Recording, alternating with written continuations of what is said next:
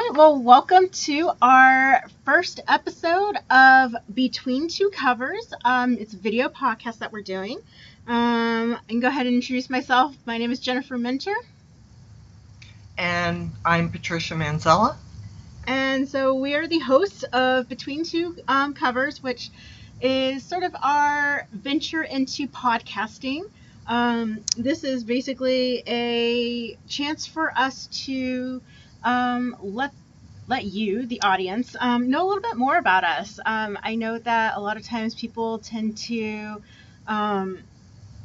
think about, they see us at the front desk or they see us at the computer center, at the children's desk, and while that's where we do spend a good chunk of our time, there's a lot of things that happen beyond just the regular checking out and assisting patrons. And so we thought, what great way of letting everyone know about what's going on than by having an episode like this that lets us talk to some pretty big names with our system, and to just kind of ask them questions, some things library themed, some of them less library themed, so you can just kind of get to know a little bit more about us and what we do, and get to know a little bit more about the processes that we do here at the branch. But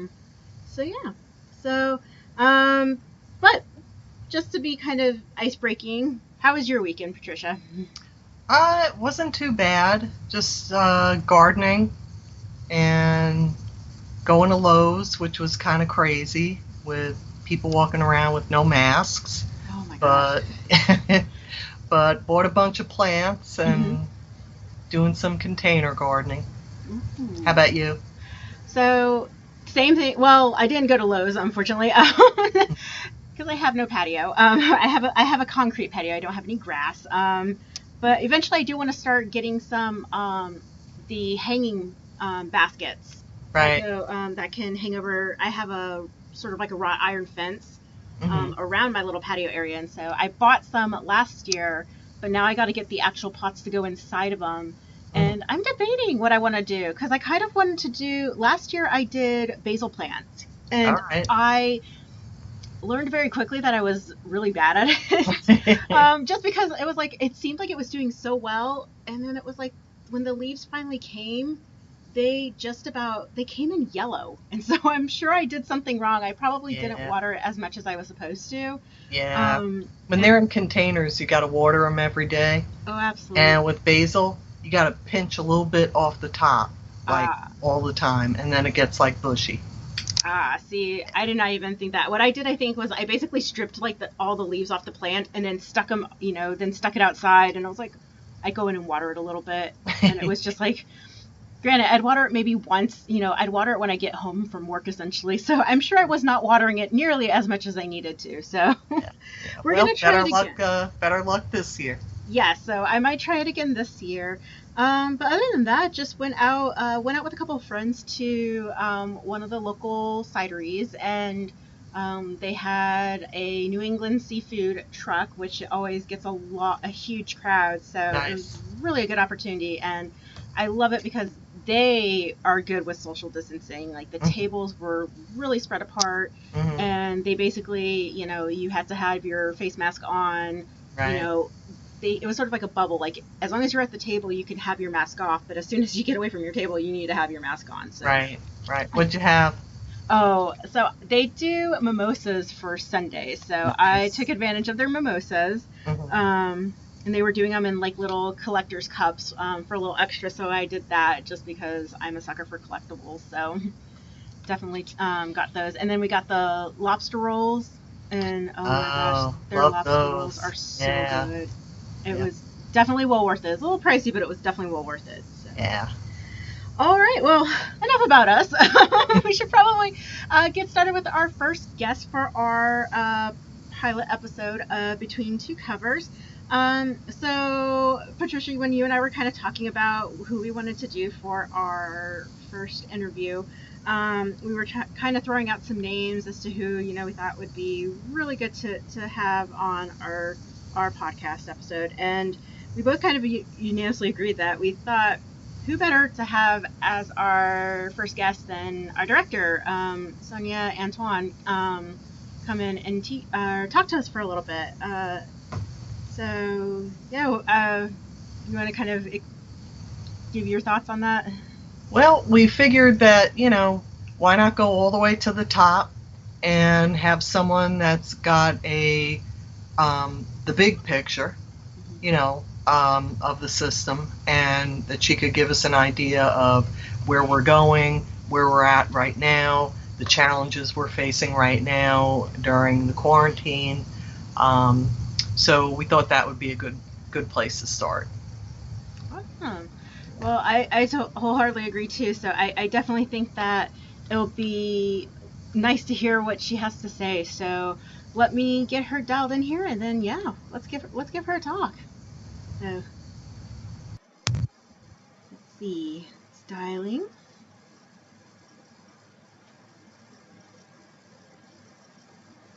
Technology, it's a wonderful thing. All right. Hey, Sonia. Hey, Sonia. All right. How are you? Good. I say our everything seems to be working fine on our end, so we're excited to have you. So audience, like I said, for our first interview, we have with us our director for the Newport News Public Library, Sonia Antoine. So we are so glad to have you on board. I'm so glad to be here. Thanks for having me. Yeah, absolutely. So, like Patricia and I were doing earlier, is we were just kind of letting people know, the whole purpose of us wanting to do this, having the podcast is really to just kind of get a behind the scenes of what happens here at in our system, in terms of, a lot of times people think that we, they see us on the front lines, they see us at the desks, and at the computer center, assisting patrons and everything, but sometimes they don't really get to see what happens beyond the desk. So we're hoping that today will kind of be a starter in letting everyone know, hey, this is what goes on, behind the scenes. And so we're really glad to have you on board to talk with us today, really about some of the ins and outs, and also to get to know you, beyond just being the director. Well, I'm excited to do that. I love talking about the library. I love singing the praises of library staff. So I'm excited about this conversation, and I'm excited that we're getting to show people a behind the scenes sneak peek of all the things that happen at the library. Yay! Awesome. All right.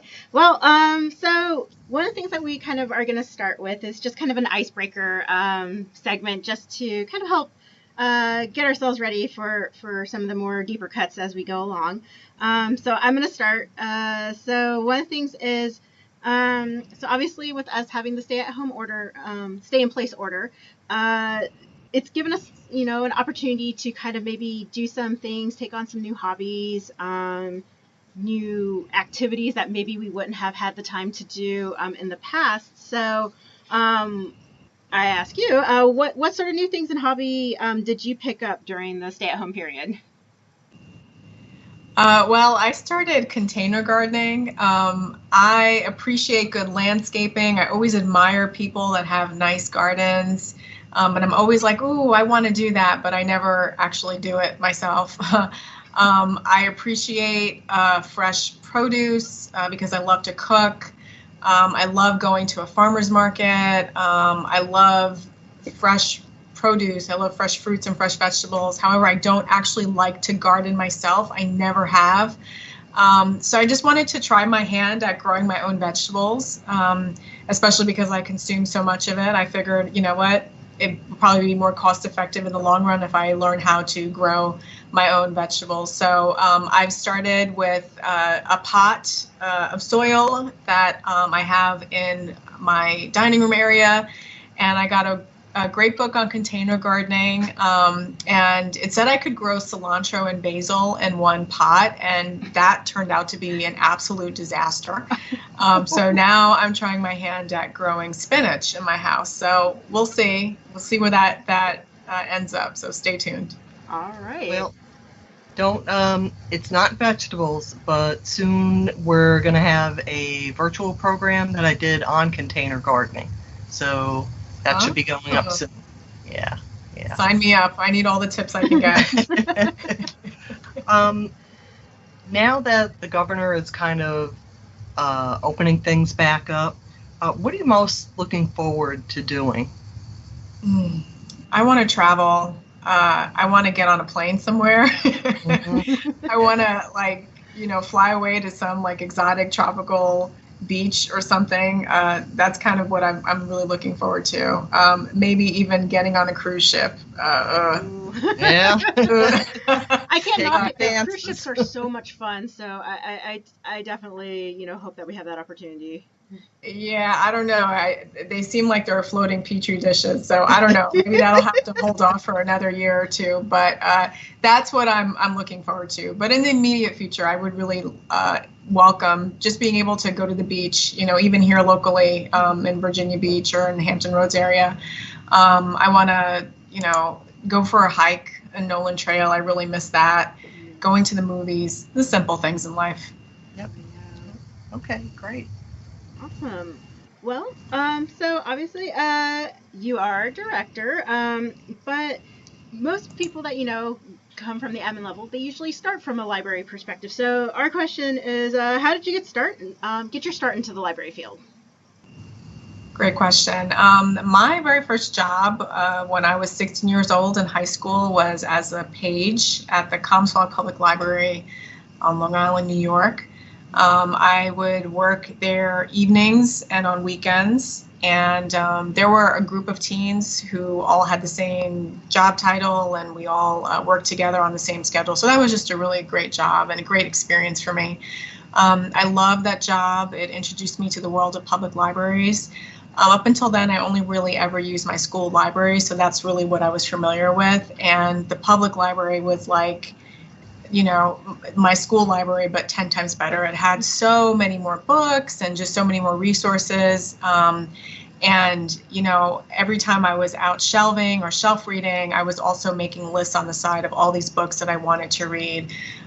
It was just a great place and just really, truly the perfect place for a shy, introverted kid like me to work. And unknowingly, it put me on the career path that I am right now. So I always look back on that as a really special time. And I'm just grateful for having had that experience of working there. I find it interesting that most of us that are in the library field started out as pages. Mm-hmm. I know I did, but, in college I did that. So, yeah. Moving on from that, we always are constrained by budget as to what we can do, but we're going to kind of have a little fantasy here.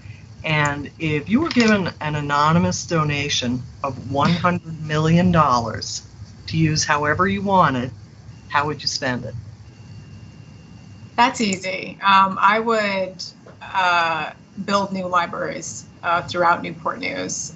We have really great libraries, really great branches, but our facilities are in need of an update. I think our oldest facility is over 40 years old, so it's time to renovate and bring some of our facilities into the 21st century. So that's what I would do with that money.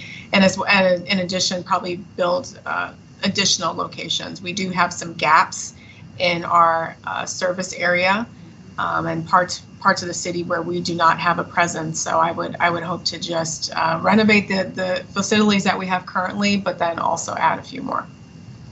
All right.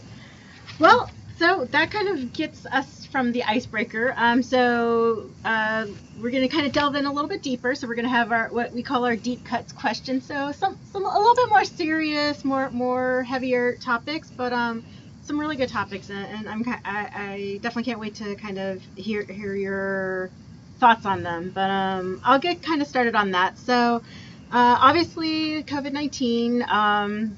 Biggest story of the year just about. It has created a huge impact just on our day-to-day lives.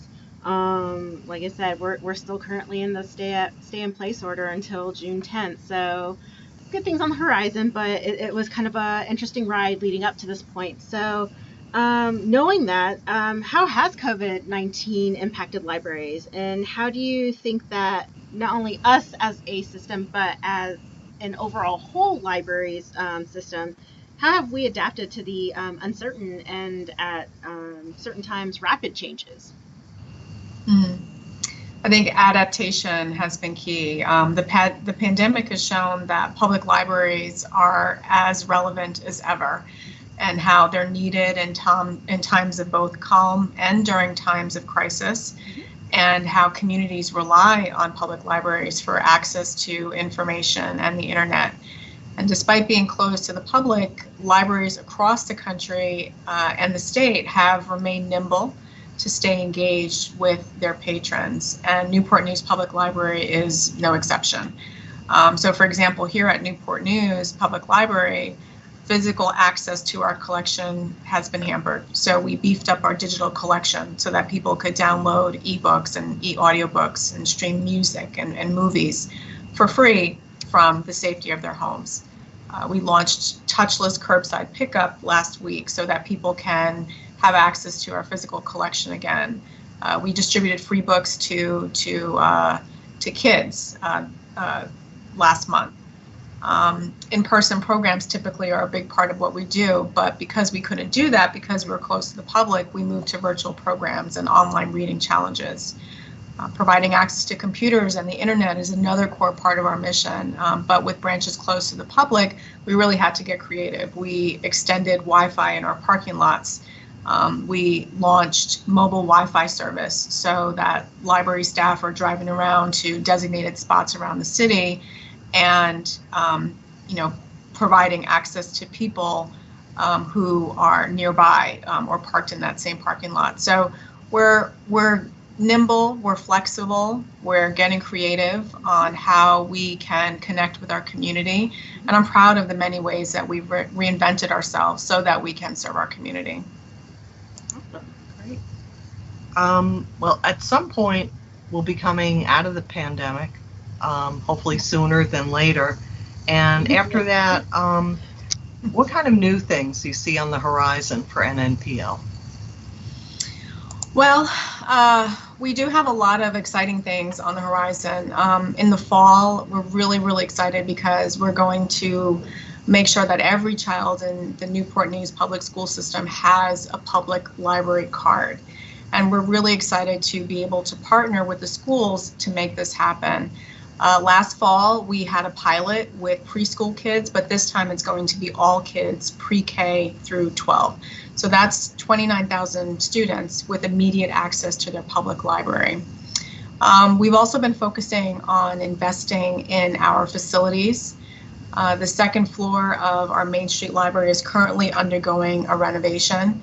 And once that renovation is complete, Main Street Library will have a digital media lab, ample, comfy furniture for people to read, meet, study, and the library system, and Main Street will also have the library system's first and only study rooms. And study rooms is the #1 thing that patrons ask for. And I can't wait to begin offering this feature to our community. Study rooms have always been sort of like the one thing. It's like I think that's like the biggest surprise that we get, is that people come in and they'll be like, oh, do you have study rooms? And we've said, for a long time, we're like, no. But it's actually really cool to see that it is, we're slowly, we're bringing those things in. So I think that's really a great opportunity. And digital media labs, are definitely something that is nice to have because you are seeing in this YouTube era and dare I say TikTok era, that's the new trend, is that you're seeing a lot of people who are trying to put more emphasis on digital media and being able to edit, being able to add graphics. So I think for us to have a spot to do that, I think that's a great opportunity for people to take advantage of. And nice to know too that it's because we are a library, this is something that would be provided, it's free, which is really a great opportunity for people to learn the ins and outs of digital media. Absolutely. Another thing too that is new coming on the horizon is we're going to be purchasing 200 more Wi-Fi hotspots and making them available to the public system-wide. So, we're doing a lot of amazing things here at Newport News Public Library, and we're trying to make the library more accessible and meaningful and relevant to our patrons. Our goal is to make it easy for people to use the library. And all of these new services and features are going to add even more value to having a library card in your wallet. I think the hotspots are really a great thing because there's such a digital divide in Newport News, and it brings that access to the internet to so many people that don't have it. Yep. 1 in 4 people in Newport News do not have internet access, and when you take away their cell phones, you're looking at 1 in 3. So that's significant. Wow. Yeah. And we've become so, like, internet, access to internet has become so huge now. I mean, it's really been a huge connection, not only just for local, but just being able to get in contact with people from far away. I have family that lives in the Midwest, just outside of St. Louis, and one of the nice things about having access to the internet is being able to video conference them or video chat with them. So I'm in touch with them on a weekly basis, talking with my mom and talking with my sister and her family. And 10 years ago, that wasn't really a huge thing. That was a long distance phone call. Yeah, it was a long distance phone call, or it was email. At the time, it was just written communication, and now you can, like how we're doing it right now, we can actually have a normal conversation between folks very easily. So having that access to the internet is incredibly vital. So I think that being able to provide that to some of our underserved areas is really important. So I bravo. I am very happy for that. All right.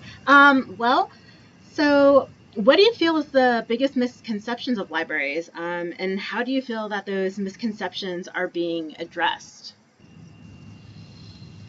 I think the biggest misconceptions are that libraries are quiet, sleepy places, when in fact they are noisy, bustling, hopping community spaces that are fun and engaging. And also that somehow libraries are stuck in time, which is far from the truth. The libraries are evolving and changing in the same way that our community is evolving and changing. We've adapted and changed with the times.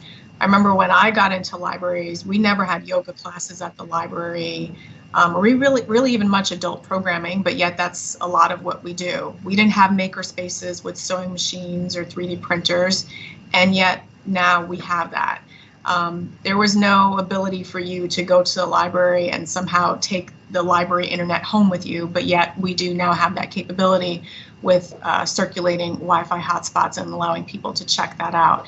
So we have a lot to offer our community, and we have so much services and resources and features that are attractive to a lot of people. So I think libraries are just changing, and so I think we're not always recognized for how much we've evolved with the times. No, I agree. I feel like to a certain extent that even libraries now are really almost like community hubs. They're really an opportunity for people to kind of get to come and and to socialize. As someone who does programming, the adult programming for the Grissom branch, some of the programs that we've done, we've gotten feedback from the patrons who come in and participate in these programs that one of the things they just enjoy about it is simply fellowship. They enjoy the opportunity to come and meet like-minded people in an environment that is suited for them, that is maybe not so much family oriented, which there's certainly nothing wrong with that. We definitely provide a variety of programming for everyone, but just to have a program that is specifically targeted for adults, and I've gotten feedback for that. I also think that I like that we are also not only just embracing ourselves within the branch, but we're even going out of the branch. So you're seeing some of our our outreach. We are We've done collaborations with one of the local breweries here. We do a book club, every month at that brewery, and that has brought out quite a bit of people as well who, it's just an opportunity to take part in a library event, but in a environment that you wouldn't consider library as being a part of. Who'd have thought that libraries, embrace, going to the brewery and learning about different types of beers that, they're doing, or enjoying each other's company that way while talking about, the book of the month. So I agree with you wholeheartedly that we definitely are evolving into, much more than what most people, I think, typically think of libraries. And this podcast is a great example of the evolution of libraries. I mean, libraries would never have done this, a generation ago, but yet here we are putting this out there. So we're always changing with the times, and we are a happening place. Yes, we certainly are. Well, it's the time of the year where the kids are graduating, and it's a lot different for them. My friend has a daughter who's graduating, and they get to walk along a tiny little stage instead of being able to walk in an auditorium. And it's, I feel bad for them because they've been waiting, for 4 years to do this. But if you had the opportunity to travel back in time and speak with recently graduated high school Sonia, what would you tell her? I think I would tell myself libraries. I spent a lot of time after high school, leading up to when I graduated from college, just trying to figure out what my career path was going to be and what I wanted to be when I grew up. Once I figured out that I was going to pursue libraries and librarianship, I've never looked back. I just wish that I would have gotten here sooner. I would have told myself that the field is wider than you think. There are many paths within libraries. For one, there's different types of libraries. We're a public library, but there are school libraries and academic libraries and a host of special libraries that include law libraries and medical libraries, military libraries, corporate libraries. It wasn't until after I got into the profession that I learned that McDonald's and Anheuser-Busch and Google and other corporations all have libraries and archives. Libraries are about organizing and preserving information and providing access. And as a result, we're closely affiliated with museums and the information architecture field. And there's a lot of jobs within libraries that go beyond working at a reference desk, for example, or doing story time if you're interested in other things. So there's plenty of IT and marketing and fundraising jobs within libraries. It's a profession that attracts readers, yes, but it's also one that attracts people who are passionate about ideas and social justice and community and public service. So whatever your jam is, you can find your niche in libraries. And there's also many paths to librarianship. I've known people who have successfully transitioned from careers in journalism or teaching or law into librarianship. And there's a lot of success stories out there, like people who started off driving the bookmobile and now they are the dean of some library at a university. Or like me, I started off as a page and now I'm a library director. So I would tell myself that libraries are a very welcoming place, not just to the people whom we serve, but also to the people that are a part of our ranks. So my advice to my younger self would be that you can find your home within libraries. Awesome. That's pretty awesome to me. And I like what you said about, anyone can start from, anywhere to get into libraries. Because actually, just sort of a little interesting, I guess, tidbit about me is that my degree is in biology. I wanted to work in the aquariums. I always kind of had that passion of wanting to work in aquariums. But I realized, after 4 years of college that the field was not exactly my cup of tea. And so I bounced around quite a bit. I was in retail for about 13 years. going all the way up to management. And then I decided that I wanted a change in pace. And I started, so I actually did not have the start as a page. I actually started as a library tech. And from there, it was never in my wildest dreams that this would become something that I was incredibly passionate about. And now I'm doing, like I said, I started at the library tech, and now I do adult programming for the Grissom branch, and it is one of the most fulfilling jobs that I've had. In terms of what I get to do. I get to do what I love, and I get to do it every day. So I'm incredibly, thankful for that. And I wholeheartedly agree with that statement that you made about, just libraries, you have a home with the library. Yeah. I did a similar kind of path. I was on my way to law school and wound up getting pregnant. So that kind of derailed that for a while, and wound up working for the airlines for most of my adult career life. And when I was in my late 40s, decided that I would become a librarian. I thought that would be an interesting career change, and here I am. And this is probably my most favorite job that I've had out of all the other jobs in the past. I love to hear that. I love to hear those stories. I find it unusual to meet somebody who's like, yeah, I've always known that I wanted to be in libraries. And when I was a little kid, I fantasized about being a librarian. I mean, you do hear some of those people, and you do hear some of those stories every once in a while, but more often than not, it's like our stories where we started off somewhere or on a different career path, and for whatever reason, we found ourselves within libraries, and we love it here. So I think libraries are a great second career, or a great home for people just trying to find their niche. Yeah, absolutely.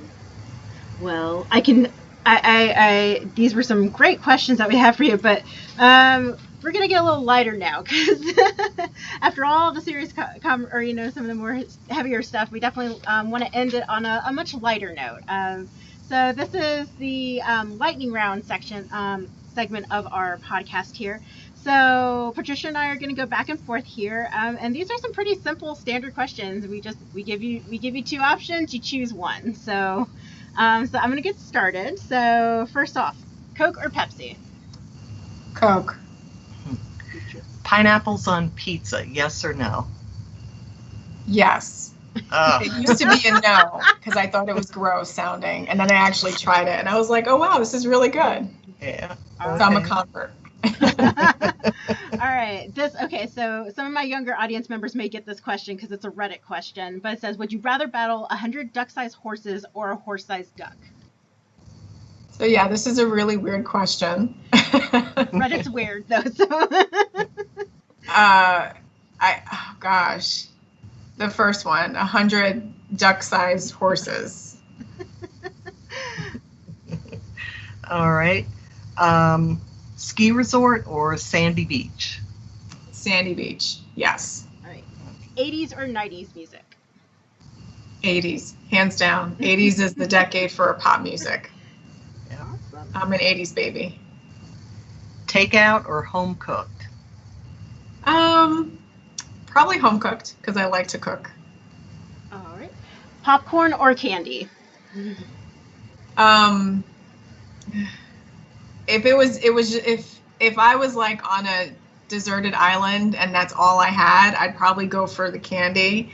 But if I had a choice, I'd probably opt for a cookie or a donut or a cupcake instead of candy. Ah, sweet carbs. Those are always good. I am a fan of the sweet carbs. All right. Toilet paper, over or under? Over. I say that shouldn't even be a question. Personally, I feel like that's like it's always a given. Yeah, I know. Who are these people that like it under? I don't know. I think they were raised by wolves. I can't figure it out. Heathens. All right, I think I know the answer to this one. LA or New York City? Come on. You know. What am I going to say, Patricia? New York, represent. Yes, always. Yeah. All right. Well, Sonia, thank you so much for joining us on this. It really has been, it was an honor to have you as our first guest, and we are, like I said, I am sure our listeners, our soon to be, dedicated group is going to really enjoy getting to know more about this. And like I said, we are so glad that you have been supportive of this, and we definitely hope that we will be able to do more of these as time progresses. And yeah, thank you so much for being a part of it. Thank you, Thank Sonia. you. Yeah. And thanks for the tough interview questions. I'm still thinking about the 100 duck-sized horses. I feel like that's going to be like something we have to research, because I swear every AMA that they do on Reddit, somebody asks that question. Like there's always like those standard questions that you're always going to get. And for some weird reason, I don't know who created it, but that was always one of them, was like 100 duck-sized horses or a horse-sized duck. So, okay. What does it say about you if you pick one answer versus the other? Is there like a deep philosophical underpinning to this question? I think it's sort of like, do you go for something that's huge because like maybe they feel like ducks are like less like intense? So maybe it's like, it would be sort of like, it's like a big giant like teddy bear or something versus like, tiny little, little tiny vicious things that will probably, could hurt you. And it's like, which do you think is going to be the better, do you have better odds against? So, but I also think it imagines, context too. It's like, what kind of duck are you doing? Like, cause some ducks get a little, they're a little testy. So yeah. I don't want to be with a What are you fighting them with? No. Yep. That's true. That's true. What's your weapon? Exactly. Yeah. Choose your weapon wisely. Yeah. Well, I enjoyed this time. Thank you for inviting me to the podcast. I look forward to seeing more podcasts, and it's been fun. It's been a fun half hour. Awesome. Well, thank you so much, Thanks Sonia. Again. Yes, have a good one. Okay, you too. Take care. Yeah.